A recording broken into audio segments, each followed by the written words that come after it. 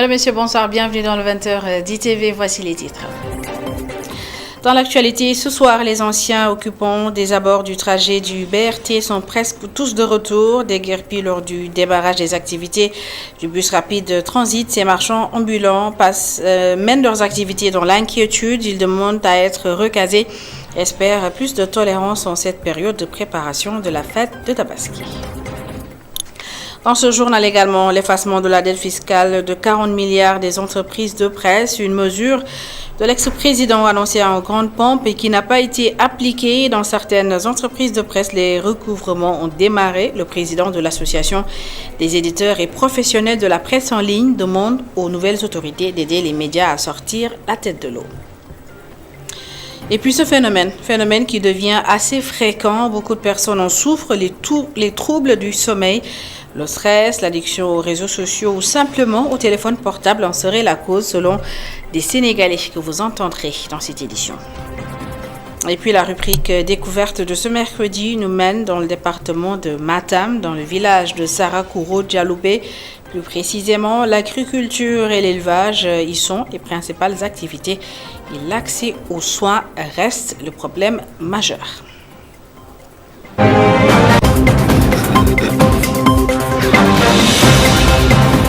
Mais retenez que ce mercredi, le Conseil des ministres s'est tenu au Palais de la République. Entre autres décisions, la police nationale change de chef.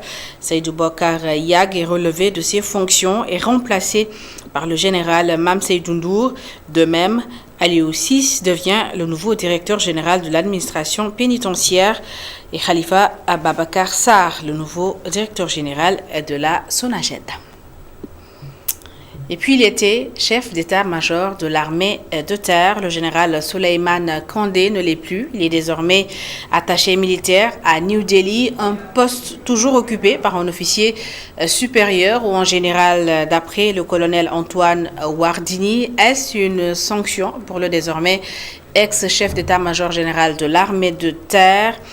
Le colonel Antoine Wardini ne peut pas se prononcer pour le moment. Je vous propose de l'écouter au téléphone de Papa Lunsar. Le poste d'attaché militaire, c'est un poste qui est généralement tenu par un officier supérieur ou un officier général, en général, c'est comme ça. J'ai vu dans beaucoup de pays où il y a des colonels, d'autres pays il y a des généraux, etc. Et c'est un poste, c'est une fonction qui est presque, qui dépend à la fois du ministère de la Défense, chef étranger. Donc il y a deux casquettes, et c'est un poste tenu, comme j'ai dit, par un officier supérieur ou un officier général. Peut-on considérer cela comme une sanction? Ah non, ça, je ne peux pas apprécier, je dis ça, c'est le chef qui nomme les militaires et les civils aux emplois. Ça, je ne peux pas apprécier, je ne suis pas à ce niveau-là. L'effacement des impôts et taxes dus par les entreprises de presse, une promesse du président, de l'ex-président Macky Sall qui n'a pas été appliquée. Les entreprises de presse doivent donc toujours 40 milliards de francs CFA au fisc. Et d'ailleurs, les recouvrements ont démarré au niveau de certaines entreprises. Le président de l'Association des éditeurs et professionnels de la presse en ligne demande aux nouvelles autorités d'aider les médias à sortir la tête de l'eau. Ibrahima Lissafaye que je vous propose d'écouter. En fait, il y a eu des rumeurs, des informations qui ont circulé comme quoi le président de la République a pris un décret pour supprimer celui que Macky avait pris avant son départ pour effacer la dette fiscale des médias, des entreprises de presse. Mais il faut préciser qu'en fait, Macky Sall n'avait pas fait de décret pour effacer la dette fiscale des entreprises de presse. Il avait donné des instructions au ministère des Finances pour que celui-ci saisisse ses services, qu'il y ait un effacement fiscal pour les entreprises de presse. C'est ça, c'est le schéma qui avait été retenu. Et d'ailleurs, l'annonce a été faite en Conseil des ministres. Maintenant, ça, il faut quand même comprendre le contexte dans lequel cette demande avait été faite, parce qu'en fait, les entreprises de presse roulent, disons, sous une précarité innommable. Beaucoup d'entreprises n'arrivent plus, en tout cas, à gérer leurs charges. L'État, qui a quand même ce pouvoir-là de pardonner, disons, la dette fiscale, a été saisi pour ça. Et puis retenez que dans le cadre de la poursuite de ses visites dans les pays de la sous-région ouest africaine, le chef de l'État Bassirou Diomaye Faye va effectuer demain Une visite d'amitié et de travail au Mali et au Burkina Faso, selon la présidence de la République. Ces visites s'inscrivent dans une dynamique de renforcement des liens historiques, de bon voisinage, d'amitié fraternelle, de solidarité et de coopération multiforme. Je vous lisais dans les titres, les anciens occupants des abords du trajet du bus rapide de transit sont presque tous de retour. Ces marchands ambulants déguerpis lors du démarrage des activités du BRT passent cependant leur journée dans l'inquiétude et la peur d'être arrêtés par la police. Ils réclament un lieu de recasement et demandent plus de tolérance en cette période de préparation de la fête de Tabaski. Reportage sur place, Khadija Tounda Diouf.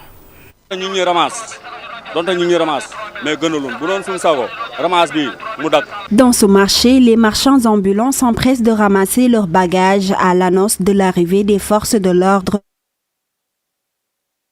Liste les difficultés rencontrées au quotidien. Nous sommes déçus par ce nouveau régime. Avant, il y avait beaucoup plus de tolérance. Maintenant, c'est la course-poursuite toute la journée. Et si nous interpelle, nous risquons 3 jours de détention.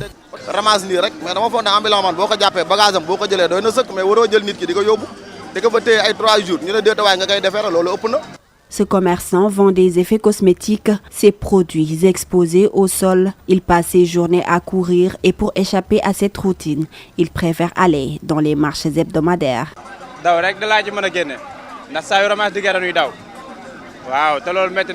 Je passe la journée à courir pour échapper aux policiers. Parfois aussi, je vais au marché hebdomadaire. S'ils pouvaient nous trouver un lieu, c'est mieux. Nous souffrons énormément.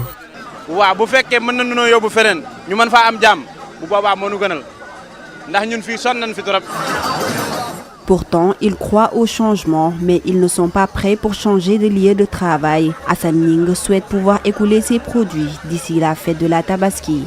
Chaque jour que je fais, si ce n'est pas une fois, 2 fois, on va courir avec nos bagages. Et ça, on sait bel et bien que peut-être nous ne sommes pas sur les très bonnes conditions. Et là où on a mis nos bagages, on sait que ce n'est pas normal. Parce que c'est une route où les gens doivent se faire des va-et-vient. Vraiment, on sait bel et bien que, mais on ne peut rien. Ouais, c'est ce que nous voulons appeler au monsieur le président, vraiment, pour nous tolérer au moins après la Tabaski. On va essayer de voir. Djibril Mbang, qui en a marre de courir toute la journée, appelle les autorités à leur trouver un lieu de recasement.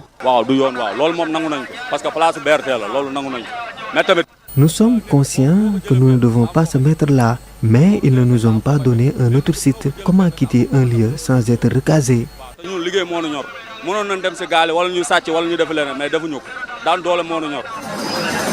Relation difficile au marché Petersen entre les marchands ambulants et les forces de l'ordre.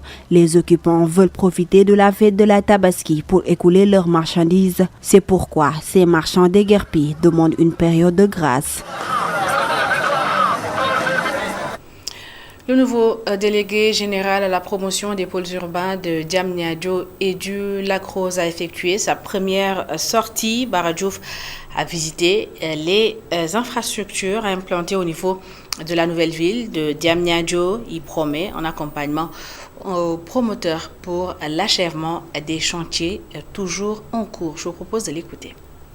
Ça nous a permis de discuter avec les promoteurs qui sont sur place, de prendre leur impression par rapport aux besoins qu'ils ont dans l'urgence, dans le domaine de la mobilité et de l'accès, et aussi de nous imprégner avec toute l'équipe de la DGPU de l'ampleur de la tâche qui nous attend et des missions urgentes à mettre en œuvre pour réaliser la vision du président de la République dans la promotion des pôles urbains qui sont un axe très important dans le projet de changement systémique du Sénégal. Donc, notre ambition sur les chantiers NSFI, c'est d'abord d'accompagner les promoteurs. Et nous devons accompagner les promoteurs pour que les réalisations se fassent très rapidement parce qu'aujourd'hui, nous avons un retard sur le projet.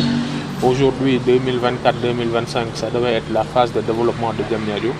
On a eu quelques retards sur le projet, mais l'objectif est d'accélérer ce développement-là, de donner l'ensemble de dispositions aux développeurs pour qu'ils puissent terminer les travaux en cours et aussi de pousser les développeurs qui n'ont pas démarré leurs travaux, de démarrer rapidement les travaux pour que dans un horizon très proche, Diamniadio puisse recevoir une grande partie de la population qui doit faire de cette nouvelle ville-là un espace de vie avec l'ensemble des commodités pour une ville nouvelle. Parlons à présent de migration irrégulière. La région de Kolda, qui fait partie des zones de départ et de transit, enregistre une vague de retour de migrants, des retours volontaires et assistés selon le Bureau d'accueil et d'orientation et de suivi. Cette inversion de la tendance à Kolda est mise à profit par l'ONG Caritas Sénégal pour faciliter la réinsertion des migrants. Les détails dans ce reportage de Seydou Diatta. Si l'on se fie aux statistiques fournies par le BAOS, Bureau d'accueil, orientation et suivi, le retour volontaire assisté des migrants, notamment dans la région de Kolda, connaît une belle marche de progression au cours de ces derniers mois. Nous savons tous que Kolda est un foyer de départ de migrants et surtout de migrants non réguliers. Mais on a vu que lors des missions qu'effectue la direction avec le bureau qui est à l'aéroport international Blaise Diagne, AIBD, de janvier en mars, on a vu que les retours volontaires assistés étaient beaucoup plus nombreux pour la région de Kolda que pour toutes les autres régions. La migration n'est pas un phénomène actuel, ça a duré depuis la nuit des temps. C'est un phénomène qui est intrinsèque à la vie même à la vie humaine. Et de ce point de vue, nous devrions ensemble essayer de voir des débuts de solutions, des recommandations fortes. Ce retour volontaire doit cependant être appuyé par une politique de réinsertion économique et sociale, surtout par des mécanismes de protection juridique conformément à la politique nationale de migration au Sénégal. La Caritas y travaille déjà à travers un plaidoyer pour une meilleure protection des personnes en situation de mobilité. On a toujours mis l'accent sur le volet économique, le volet peut-être protection sanitaire, mais la protection légale juridique n'a pas été souvent prise en compte. Et Caritas Sénégal a voulu relever ce défi, s'inscrire dans la politique nationale de migration de l'État du Sénégal, faire en sorte que tous les instruments qui ont été ratifiés par l'État du Sénégal soient portés à la connaissance du grand public et compris, même en langue nationale, par toute personne qui aurait une intention de migrer. Je tire de cet échange la nécessité ou bien l'importance que tous les participants et acteurs ont accordé aux besoins de synergie, de mutualisation, tant dans la réflexion que dans les moyens pour pouvoir intervenir efficacement et trouver peut-être un début de solution au problème de la migration irrégulière. En réalité, Caritas Sénégal ne s'oppose point à la migration puisque c'est un phénomène intrinsèque à la vie humaine, mais déconseille la migration à risque ou irrégulière. Le coordonnateur sous-régional pour l'Afrique de l'Ouest et représentant de la FAO a fait effectuer une visite de terrain dans le nord du Sénégal, une visite des laboratoires d'amélioration des semences de riz au cours de laquelle il a annoncé la disponibilité de la FAO, accompagner les nouvelles autorités pour l'atteinte de l'objectif de l'autosuffisance alimentaire. Momar Alisnian et Mokhtar Sek.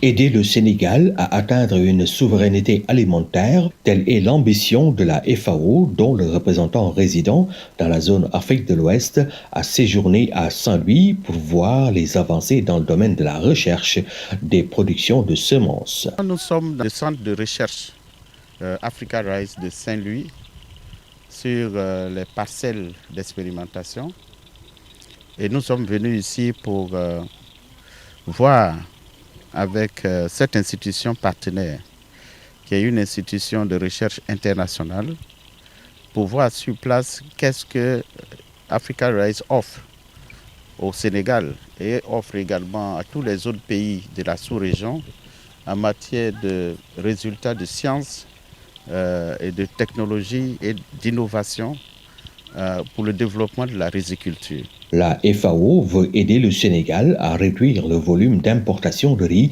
qui est évalué à hauteur de 347 milliards de francs CFA en 2022. Nous avons besoin en tant que FAO d'aider le gouvernement à atteindre cet objectif. Le Sénégal, les chiffres de 2022 donne 347 milliards de francs CFA dépensés dans l'importation du riz.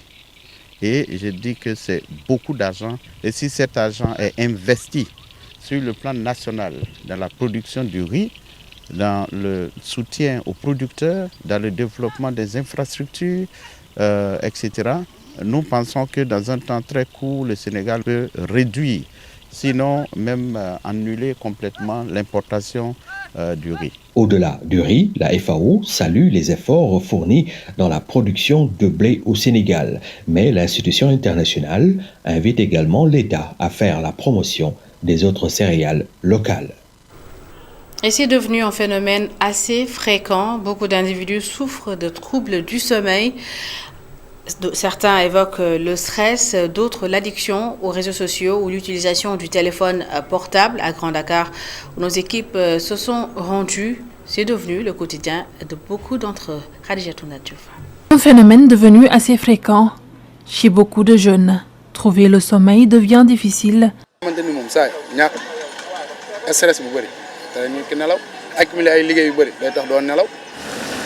Ici à Grand Dakar, beaucoup en sont victimes. C'est le cas de Mamadou Diatara Ndiaye qui évoque comme cause le stress et l'addiction aux réseaux sociaux. Particulièrement, j'en fais partie. Et c'est une chose générale que les gens vivent dans notre société. Le stress peut causer ça et les réseaux sociaux, les TikTok, les WhatsApp et tout. Si tu veux surfer sur tous les réseaux, sans même voir l'heure, à quelle heure tu dois dormir, à quelle heure tu dois te réveiller. Tout ça, c'est des facteurs que les réseaux ne te permettent pas de réfléchir là-dessus. Le stress aussi chez Abdou Roudos, mais ce qui fait que ce dernier peine à dormir, c'est une accumulation de plusieurs tâches. Je travaille jour et nuit et je dors 3 heures de temps par jour. Mais parfois le stress, ça t'empêche de dormir. L'accumulation du travail aussi. C'est l'accumulation qui empêche les gens de dormir. Travail, time is money, comme le disent les Américains. Cette étudiante fait aussi partie des individus impactés par le trouble du sommeil. Pour elle, les causes restent la lumière de son téléphone. C'est dû un peu au stress. Des fois, le stress, ça cause l'insomnie. Des fois aussi, se coller trop au téléphone, la lumière du téléphone, surtout la nuit. Donc, je pense que aussi ça peut causer l'insomnie. Ce phénomène n'est pas sans impact. L'insomnie qui hante ces jeunes la nuit a aussi des répercussions sur leur quotidien. Ça a un impact parce que des fois, j'ai du mal à me lever le matin pour aller vaquer à mes occupations. Des fois, ça me fait mal à la tête parce que ça me donne des mal de tête. Et tu peux aller jusqu'à 3 heures du matin et ça peut gâcher après ta journée le lendemain. Tu peux rester au boulot à dormir ou bien en classe à dormir. Trouver le sommeil la nuit devient difficile, voire même impossible pour certains, provoquant chez les victimes des problèmes de santé. Et les troubles du sommeil ne sont pas sans conséquences sur la santé. Selon le docteur Mokhtar Ba, neuropsychiatre, ils peuvent causer des sauts d'humeur et provoquer l'hypertension artérielle. Écoutons-le. Il faut savoir qu'en fait, le sommeil, c'est un besoin physiologique pour tout être humain. Alors, quand on ne dort pas assez, la première chose déjà, c'est qu'en fait, la mémorisation, alors je parle de temps parce qu'on est à une période où les élèves vont aller sur des examens, la mémorisation va être difficile parce qu'une phase de la mémorisation, celle qu'on appelle la consolidation, se passe durant le sommeil. Alors, par ailleurs aussi, quand on ne dort pas assez, cela nous expose à des pathologies cardiovasculaires telles que l'hypertension artérielle. Je pense qu'on y a très peu, on est sorti de la journée de l'hypertension artérielle. Le manque de sommeil, c'est un élément qui est très délétère pour la santé. Alors, ce n'est pas terminé parce que si on ne dort pas assez, ça réduit le potentiel de l'immunité. Et donc, on est plus exposé à des pathologies diverses et variées. Donc, c'est fait, notre organisme devient plus fragile. Et vous avez certainement vous en êtes rendu compte, quand quelqu'un ne dort pas assez, il est irritable, il se fâche vite.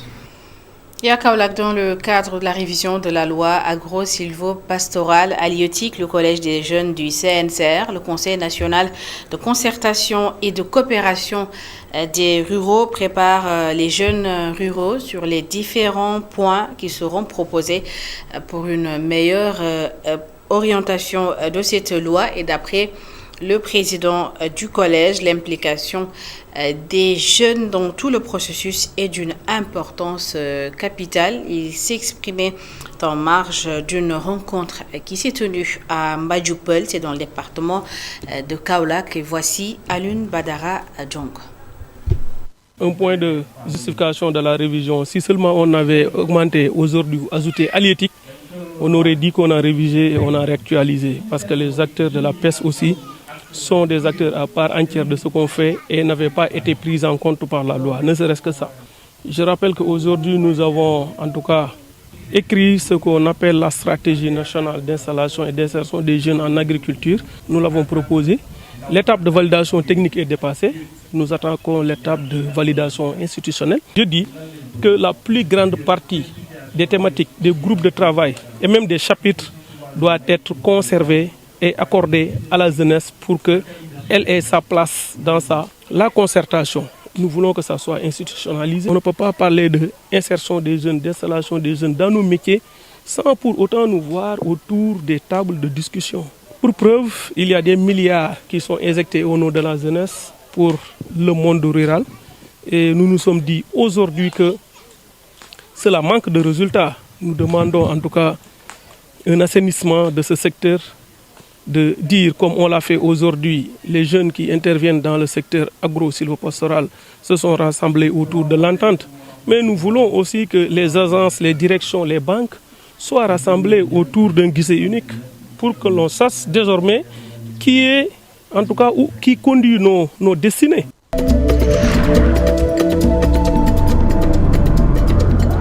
À la découverte du village de Sarakuro Djaloubé, il est situé dans le département de Matam, commune de Boki-Diawé. La localité porte le nom de son fondateur, Sarakuro Diallo, un éleveur originaire du village de Aéré-Lao. L'agriculture et l'élevage y sont les principales activités, mais les habitants de ce village sont confrontés à d'énormes difficultés d'accès aux soins. La rubrique découverte de ce mercredi est signée Amadou Martiallo. Sara et Kouro, deux noms qui forment le nom du village de Sarakuro, situé dans le département de Matam, dans la partie nord de la commune de Boki-Diawé, une localité avec un vécu un peu particulier. Le chef de village, El Haj Mohamedou Diallo, revient sur l'histoire de la localité.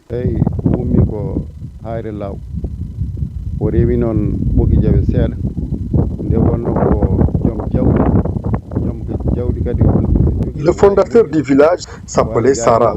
Kouro est le nom de sa mère. Il vient de Aéré-Lao. Il est passé par Boki-Diawé avant de venir ici. Il était accompagné d'un troupeau. C'était un éleveur. Lorsqu'il était venu, il y avait beaucoup d'arbres dans ce village. Et il s'est installé avec son troupeau. Ce village existe depuis presque 4 siècles.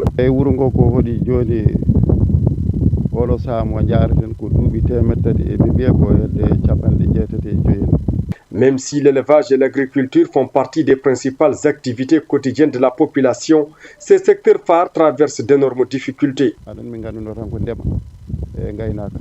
Nous sommes des éleveurs et des agriculteurs. Cette année, on n'a pas pu cultiver nos champs car nous sommes confrontés à un problème de machine. La seule machine que nous avons est tombée en panne et on n'arrive pas à la réparer.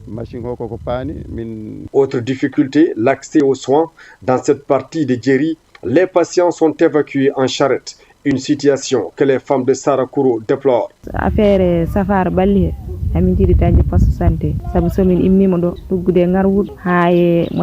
Nous voulons un poste de santé. La seule structure que nous avons accès est à 3 km d'ici. On évacue nos malades en charrette. La moitié sont des femmes enceintes.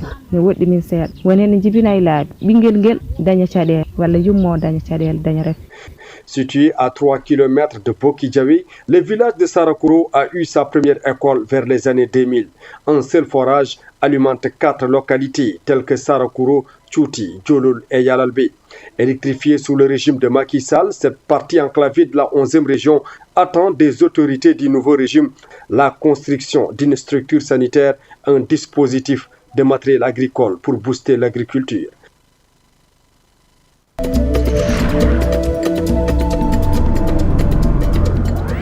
Et c'est la fin de cette édition. Merci à toutes et à tous de l'avoir suivi. Merci de votre fidélité. L'information continue sur emedia.sn. Bonne suite des programmes.